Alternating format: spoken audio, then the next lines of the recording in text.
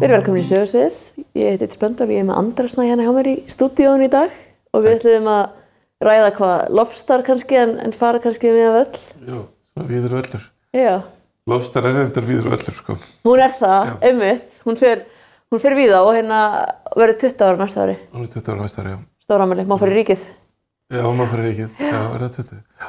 Og ég var að lesa hana daginn, sko. Já. Og hafði eiginlega ekkert lesið hana bara í mjög mörg ár. Og ég þurfti stundum að stoppa bara. Og það sagði upptöku meistarann Egil hana. Já. Hvaða rugl þetta? Nei, ég bara, þetta algjört rugl. Hvað þetta? Hún eimuð, sko. Já. Ég var að pæla hvernig hún virkar í hljóðbók miðað við bara bók. Já, bók. Ég var að hlusta á hana en ég var að keyra utan á landi í morgun. Já. Og einmitt, hún svona, það líka oft svona sömu, þú ert alltaf komið nýja pælingar, en það birtast oft svona eins. Þannig að það er svona ákveðið taktur í henni sem alltaf skemmtilegur. Hún sko eimuð. Já. Ég sagði ekkert hann einhvern að ef að bók eins og áfengur drykkur. Já. Það flestar skáldsögur svona 5%. Já, einhvern svona státbjór. Einhvern svona ein hugmynd og svo bara ógeðslega mikið af texta. Já. En Lofstar svona eins og tequila, svona 45%. Já, absint eitthvað. Það eiginlega bara hugmyndir í henni, sko. Nefnilega. Hún eiginlega bara, og ég var hún eiginlega bara svona algjört hugmyndafyllir og það var fullt af strákum sem hringdi mig áður en að internetið stal strákunum alveg frá bóklistir, en það voru strákar sem hringdi mig, svona ADHD strákar. Já, bara geggjur bók, ég hef aldrei klárað bók, bara geggjur bók. Ég myndi með það. Það var eins og sko örfunin í henni hafi verið nú hröð til þess að þeir mistu aldrei athyglinna yfir einhver landslagslýsingu. Nei, nákvæmlega. Og hún eiginlega svona eimuð, 45% hugmyndir og ég var eiginlega áfallið þegar hún kom út. Já. Því ég var að skrifa hana alveg á leiðin í prentsmiðjuna, bara bókstaflega bara sendi síðasta kaflan bara í prentsmiðjuna. Já, vá. Ekki eins og í prófverkinu. Nei. Og fjarlægði held í síðasta kaflan og yfirleitt skrifa maður bók þannig að maður leggur hana frá sér á hana svona í hálft ár. Já. Svo kemur maður aftur. En hún var svo mikið að koma öllum sem þráðum saman og ég var svo hræddur að ég myndi bara eyðileggja hana ef ég myndi fara aftur inn í hana. Og síðan var ég ennþá að semja hana bara ári síðar. Það var ennþá bara þetta. Komin í gírinn og... Nei, ég var ennþá bara ári eftir hún kom út. Já, ég segja það. Öðru eftir gíri sér niður. Já, og var eiginlega svona áfalli líka bara að ég hélt að ég hefði klárað bara allar hugmyndinu mínar. Já, ég get ímyndið það. Ég held að almættið að gefa mér svona einhver guðs af hugmyndum og síðan bara hefði ég blöðraði með allir mót og svo var þetta bara búið. Já, ég var að hugsa sko þegar ég hlustaði hana. Er þetta uppáhaldsbókin sem þú skrifað? Á hún svona einhverja sérstöðu í þínum huga á þínum bókum? Ég veit það ekki alveg sko.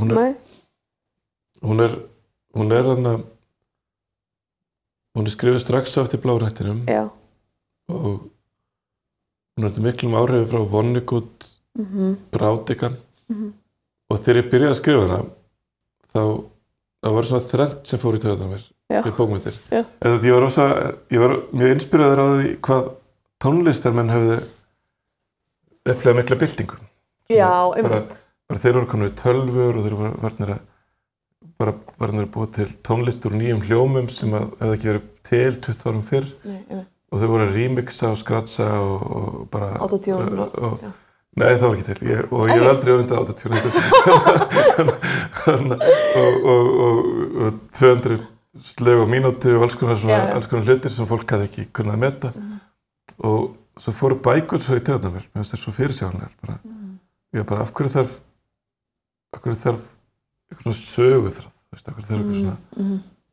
hverju þarf að setja söguþráð og af hverju þarf að hafa persónur bara, hvað er það með persónur, hvaða bjánaskapur er það að ljúga upp einhverjum persónum og af hverju þarf setningar að vera svona, bara, af hverju er svona föst í setningum og síðan málsgreinum og síðan rökréttum köflum bara, af hverju er svona föst í þessu, þannig að ég reyndi alveg bara fyrst að skrifa sögu sem var ekki byggð á persónum. Ekki með almennilegum setningum og ekki sögutræði og ekki málsgreinum heldur byrjaði eitthvað svona tilfinningu. Já. Og þannig að þetta var bara eitthvað svona bara byrjaði bara með litlum stað bara hann satt í flugvélni, í lófa hans var fræ og svo bara búið. Og ég náði einhverju svona 10 klausum sem ég fannst eitthvað svona cool, en svo fóru þær ekki neitt, sko. Það er bara, svo bara var þetta strand bara í eitthvað hálft ár, bara hvað er þetta? Og þá svona smám saman gafst ég upp og svona fórum smám saman að setja persónur og eitthvað, en síðan var líka eitthvað hugmyndin að þetta veri einhver heimur sem var síðasta þar sem allar hugmyndir hefði verið fundnar og fólk gat eiginlega ekki þarna, þannig að loksins þegar Indriði og Sigríður fá okkur hugmynd þá voru þau eitthvað hvött áfram til að láta hann vera veruleika því þetta var svona síðasta hugmyndir í heimi sem var eitthvað að ræna einhverjum kassa af fósturvísum í þjóðminjasafninu og komið sér fyrir einhverjum dal upp á hálendi, þetta var eitthvað svona elgetrögl og þetta átti að heita síðasta skáldsaga Íslands líka, ramma inn eitthvað tímabil. En þetta var eiginlega bara að vera bara eimaði eða svona eins og bara í svona brennigleri, svona tók bara í allar hugmyndir, allt áreiti, allar svona vonir og síðan byrja ég að skrifa, þá var ég að taka inn einhverja svona hugmyndir og þá er þetta aldrei svona loforð internetsins að koma þá, sko. Þannig að síttengingin var ennþá svona útópía. Í framtíðinu verða allir síttengdir. Þannig að þetta ekki að hringja inn í internetið. Og þannig að í framtíðinu verða allir síttengdir og í framtíðinu verða þetta, og svo var eitthvað svona draumur að vera handfrjáls. Handfrjáls nútíma. Já, og síðan eitthvað gögn og ég fór einhvern veginn bara framreikna allir þessi loforð. Þú rættust? Já, og bara... Miklu leyti og... Já, og náttúrulega, ég hefði náttúrulega að fara bara beint í Silicon-dælinn og búið til einhver startup og þó þau hefði farið á hausinn, þá hefði ég grætt alveg fungur fjár bara því að safna því að það fór mjög í töðunar meðan hún var skrifað á íslensku. Það var ekki þýdd á ensku fyrir 2012. Já, auðvitað. Bara 10 ára síðan. Svo bara 10 ára á internetinu er náttúrulega mjög langur tími. Ég var alveg bara að reyta hár mitt að lesa Wired magazine bara this amazing idea, bara big data, eitthvað bara... Ég var löngunarpæri. Ég var löngunarpæri, mér leið svona eins og höfundi fyrstu málfræðiritgerðarinnar. Já, en þú það kom ekki út fyrir 2000 ára síðan.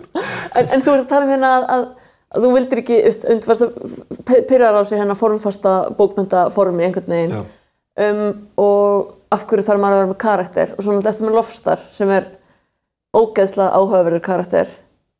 Hann er svona raðfrumkvöðl. Já, einmitt. Og svo skrítinn. Já, hann er svona, ég var eitthvað pæli í þessum persónum sem við eigum að líta svo mikið upp til. Já. Og það er orðnar miklu meira ábyrgandi núna heldur en það voru þá.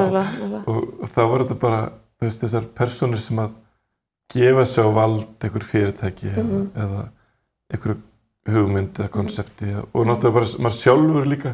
Maður er bara að sprengja sig fyrir einhverja bók, bara vanrækir vini sína og fjölskyldu og heimsar ekki af og emmu og gera allt vitlaust í kringum sig og meðan maður gera þetta. Og ég var að hugsa af hverju þessi dýrkun á þessari típu, af hverju vildu allir vera þetta, eitthvað bara svona lokum stöndum uppi með eitthvað stórfyrirtæki en svo bara brunarústir í persónulega lífinu og einkalífinu og bara allt bara brunarúst nema bara eitthvað fyrirtæki, eitthvað logo stendur þarna bara eitthvað stórfyrirtæki og náttúrulega bara Elon Musk og Steve Jobs. En ég get ímyndað mér sko, ég heyri oft þegar ég tala Lofstar við vini mína, þá nefna allir Kára Stefánsson sem Lofstar. Hefur aldrei heyrt það?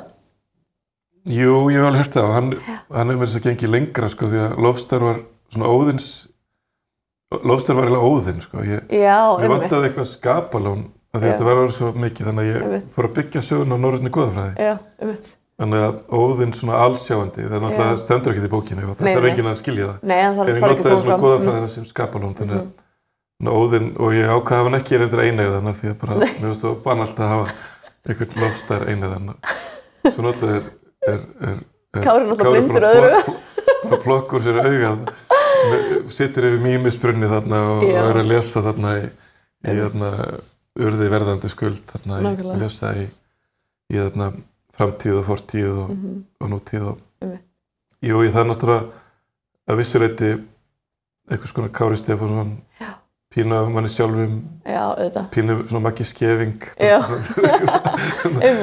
en líka svona pínu bara þessi erkitýpa af, þú veist, svona Einar Ben og hérna, bara svona erkitýpa þessa mann sem heltekinn af hugmynd og smitastafinu og þetta var einhver svona heimspekileg pæling að þú væri rauninni bara hýsill.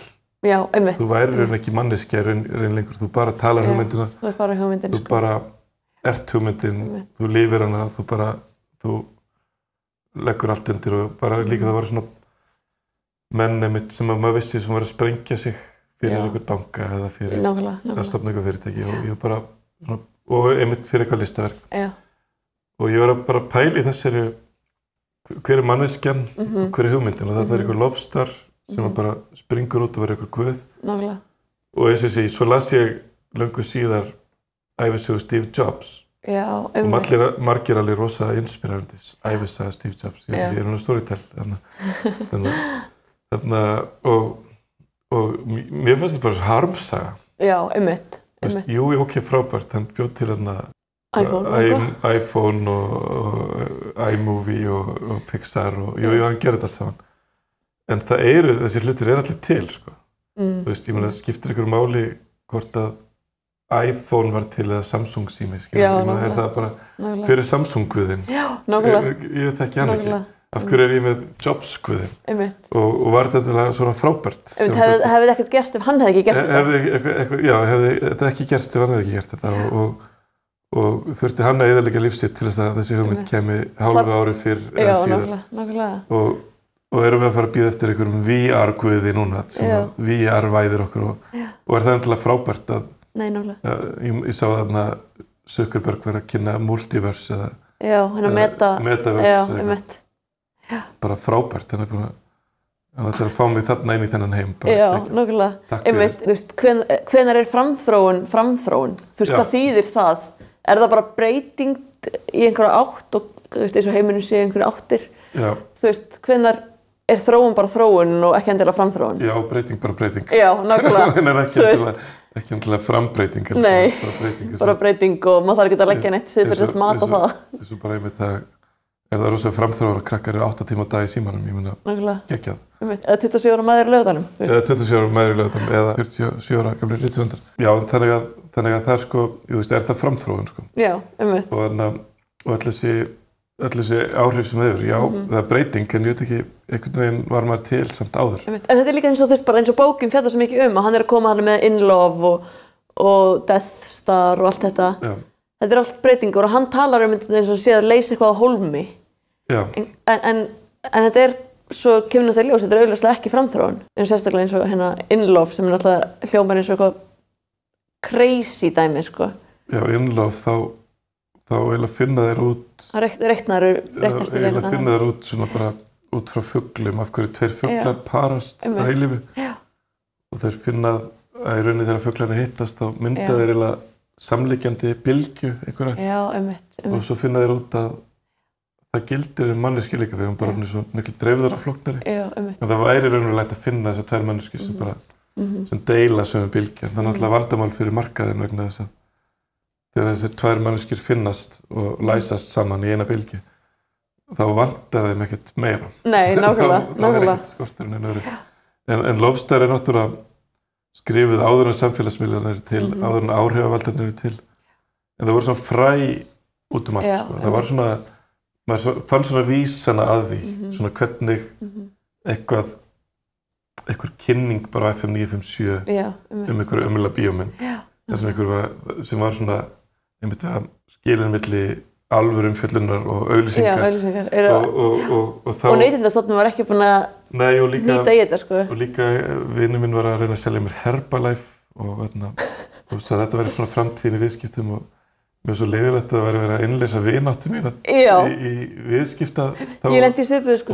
Og hveti mig síðan til að innleysa hina vini mína í þágu markaðarins. Mér finnst þetta að komið inn fyrir sviðið sem að viðskipti að gilda og þó þetta ég náttúrulega seldi vinnum mínum bækurnum mína glimt. Það er allt annað. Það er allt annað.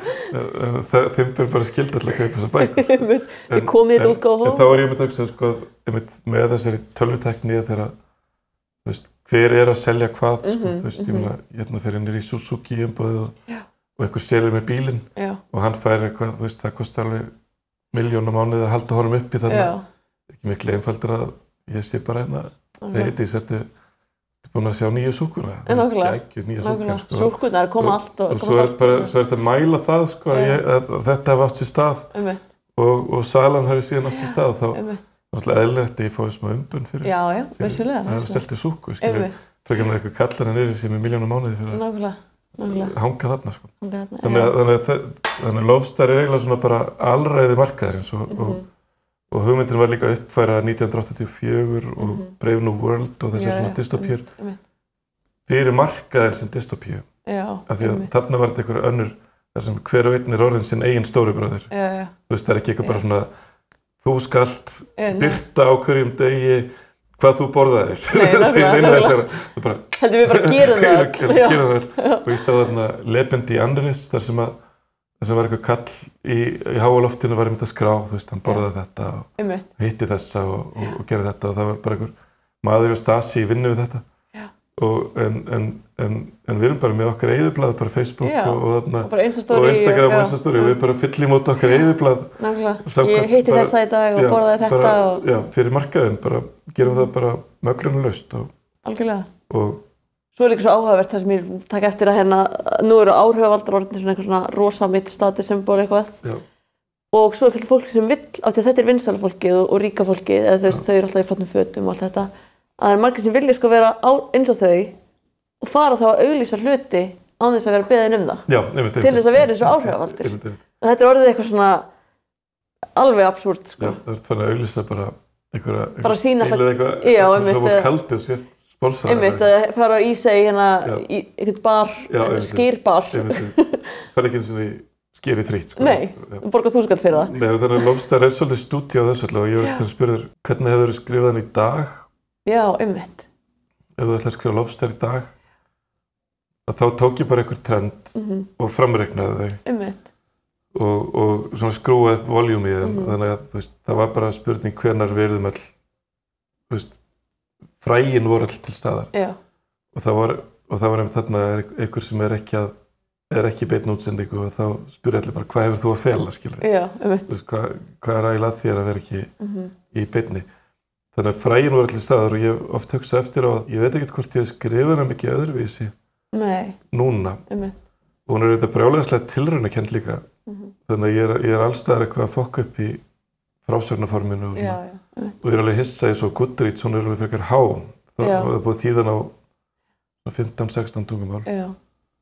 Og fekk síðan þarna vísindaskáldsagnaverðlaun sem besta erlenda vísindaskáldssagan í Frakklandi 2016. Já, nákvæmlega. Og það var 14 árum eftir að koma til ég hugsaði bara, vá, því líkur spaði hef ég verið þarna 2002. Það skrifið á íslensku. Alveg montlaust, sko, fyrir bara svona tölfræði. En líka bara ef hún hefði komið út bara strax þá, ég veit ekkert hvernig viðtökurnar hefði verið ef hún hefði bara komið strax á einhverju erlendu tungumáli. Hún var bara föst á íslensku í 10 ár.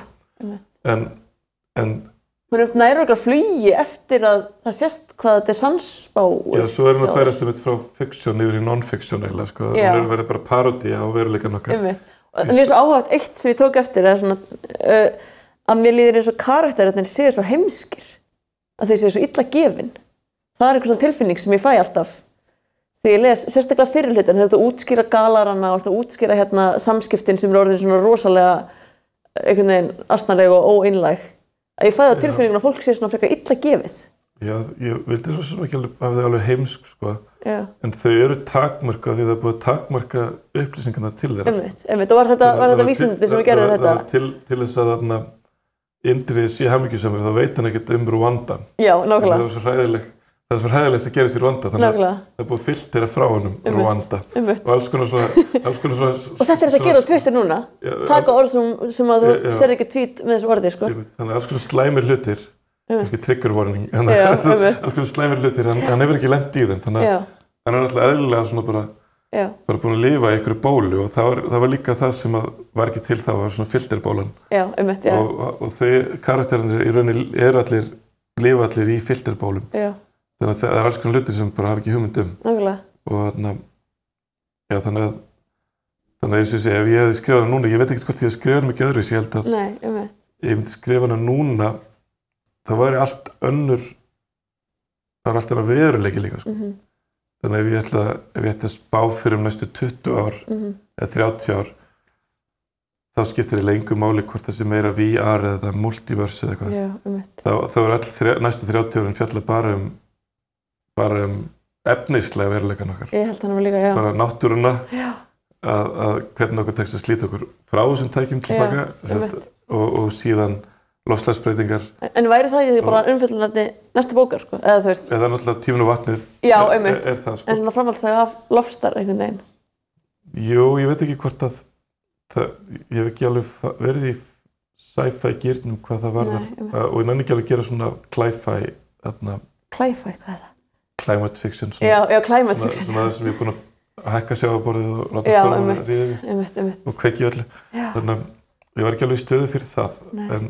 En samt, ef maður horfir á næstu 30 árin, eins og maður horfir á síðustu 30 ár, eða 20 árin í Lofstar, þá er miklu meira að allar breytingarnar sem eru að fara að verða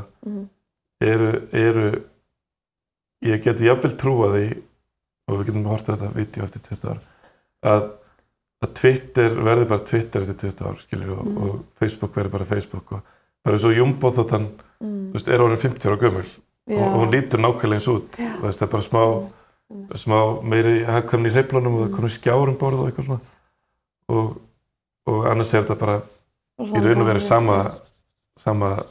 sama formið. Þannig að kannski kannski kemur eitthvað eins og TikTok kom inn og svona en svona í grundvallaratriðum að þetta sé búið að ræsast fram og kannski fer síðan eitthvað breytast í VR heiminum og það sé svona næsta stökkið en að við séum bara svona ræsa fram. Ég held að börnin okkar, barnabörnin okkar eða börn eftir 10 ár verði ekki 18 tíma á dag á miðlunum, sko, þú veist. Ef þau eru 8 tíma núna, ég held að þetta er ekki línuleg þróun ég held að sé búið að þétta sig og ná einhverju hámarki og síðan kom jafnvel einhver svona ónæmi og síðan jafnvel einhver svona andviðbragð við þessu. Ég hugsa nefnilega, þegar ég pæli í þessu þá sé ég alltaf þannig fyrir mér að núna sé komið einhver svona klæmaks í samfélagsmiðla notkunina og mögulega munið að svona, og sérstaklega þegar við sjáum núna, við vitum eftir á að sjáum hvernig samfélagsmiðla hafa breytt lýðræðinu og allir þessu. Að mögulega munum við dálítið líta á þessi bara senustu 10 ár sem einhvers konar mistök eða svona misstíg. Já, eða eitthvað svona bernskuskeið það sem við bara vorum með sökurir frumbyggjar sem fengu eldvatn við vorum stafranir frumbyggjar við vorum það, sko, já geggjað, bara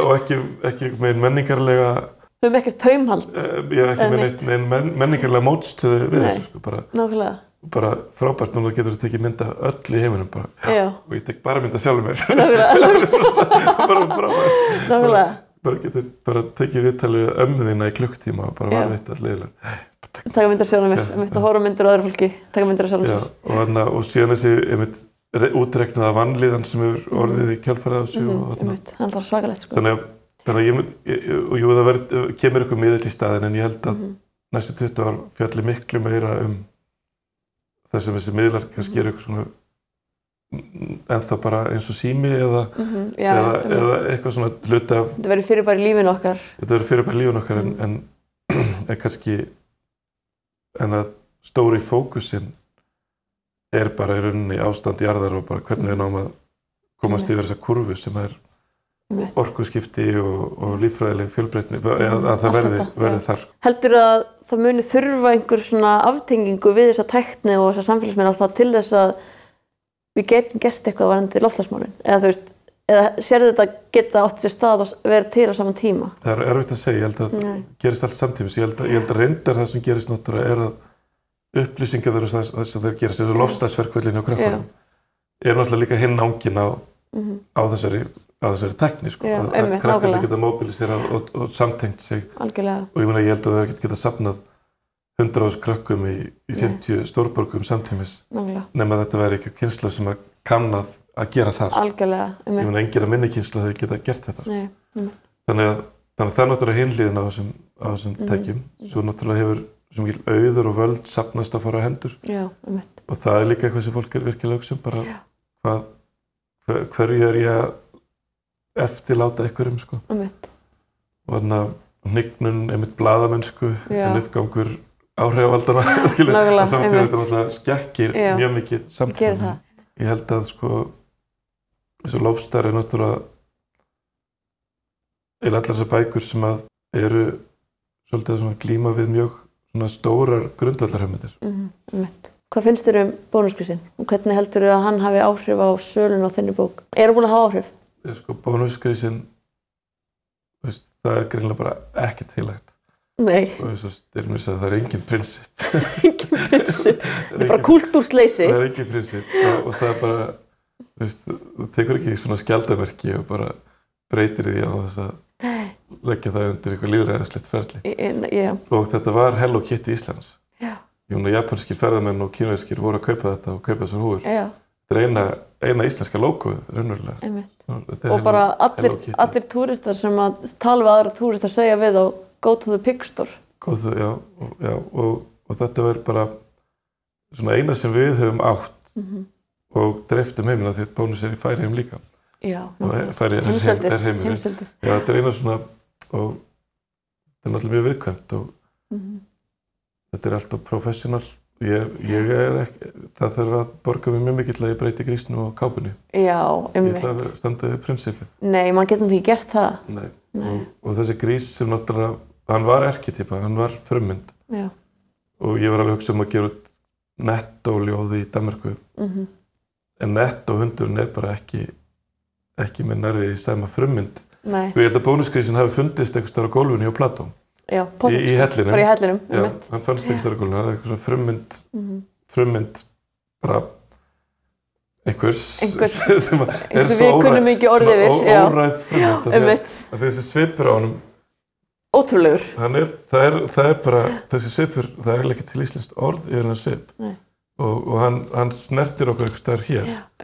Svona svipað og maður veit ekki að þessi líðan þegar maður skoðar einmitt á Instagram, maður fær eitthvað svona þrá, eitthvað svona melankólíu þrá. Svona þáþrá þá eða? Já, ekki, maður veit ekki alveg, það er eitthvað svona þrá sem kemur. Og þessi grís, hann er í sens gelmislegur. Hann er næstu í drukkinn. Hann gerði eitthvað af sér. Svona púkalegur. Hann gerði eitthvað af sér. Samt viðkunnalegur. Já, einmitt. Og hann er svona alveg fyrir svona, hann svona neglir einhvern stað.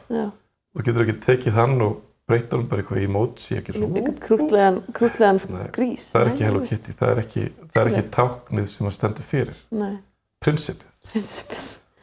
Eins og Facebook skiptir nafn úr Facebook yfir í Meta eða eitthvað, bara verið skýtsama. Já, einmitt. Þetta er ekki.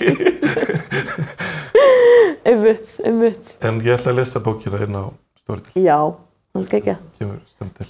Var hún ekki, ég sá ég ekki daginn og postar á Facebook og hún var komin einhvern metsölulista aftur. Jú, hún var komin metsölulista vegna þess að það kom bara eitthvað svona viðbragð að þessi fólk vildi vernda grísinn. Já, vernda grísinn.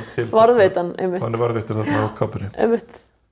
Og sú bók er orðin 25 ára. Ó, við erum bara næstu jafnaldar. Ég er svona eldgamall. En í rauninni verki mín er öll svona bara mjög ólík. Af því ég var alltaf eiginlega svikið lesendum mína. Já, einmitt. Þannig að bónusljóð, þau gengur mjög vel. Já. Og menn vildu meiri bónusljóð. Já. Og þá gerði ég Sögur á bláa hnettinum. Já, einmitt. Það gekk mjög vel. Já, einmitt. Og ég er ekki að monta mig. Þetta er bara tölfræði. Og menn vildi meiri Sögur á bláa hnettinum. Já. Sérstaklega krakkarnir. Og þá gerði ég Lofstar sem krakkar skilja ekki. Nei. Og Lofstar gekk mjög vel. Já, einmitt. Og ég var beðinn að gera fleiri svoleiðisbækur.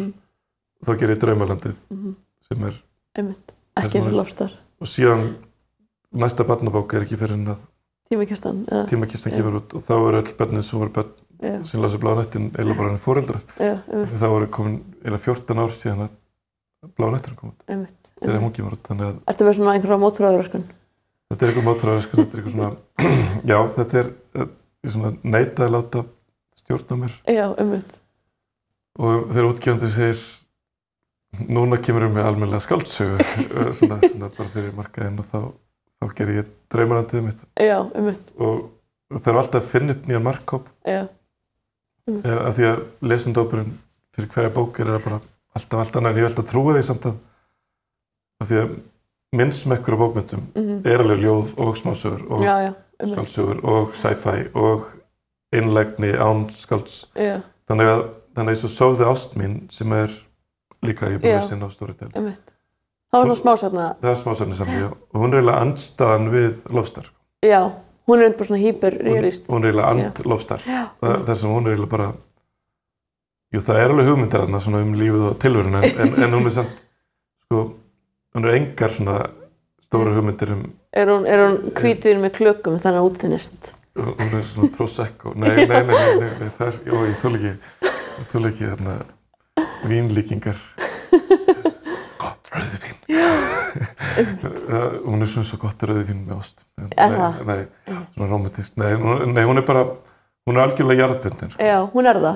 Hún er algjörlega bara einn mót einum. Og það var kannski langaði mig til að sanna þar að ég geti verið bara svona 100% fyrstu persónu einn móti einum einlegur. Einhver svona tótt sem ég langaði til að sína, ég get þetta líka. Ég er líka manneskja. Ég er líka manneskja. Ég er ekki bara reiður yfir virkjunum eða að dæla gegnum mig hugmyndum Lofstar. Þannig að sú bók var síðan eiginlega upptaktur að tónunum í Tímanum og vatninu, jarðbundnari og minni læti og ég veit einlegar og kannski stærra hjarta heldur en heili kannski. Hvað er Lofstar að gera í dag? Ég þarf að fara svona gramsa mig í gegnum hvernig Lofstar 2 bókin myndi líta út. Ég er mjög spennt að lesa hana. En svo hafði ég líka alltaf hugsað mér að ég ætti að gera bara eins og Star Wars að ég ætti að taka bara blaðsíða 50 til 53 og finna skáldsöguna sem er þar. Já, nákvæmlega. Skrifa þá skáldsöguna því að... Þá senu sem er alltaf þar.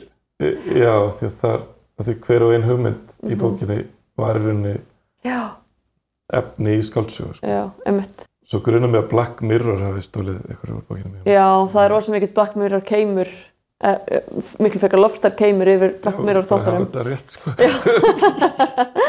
En ég held þér að við alveg hreinlega rænt einhverjum blaðsíðum, sko. Já, einmitt.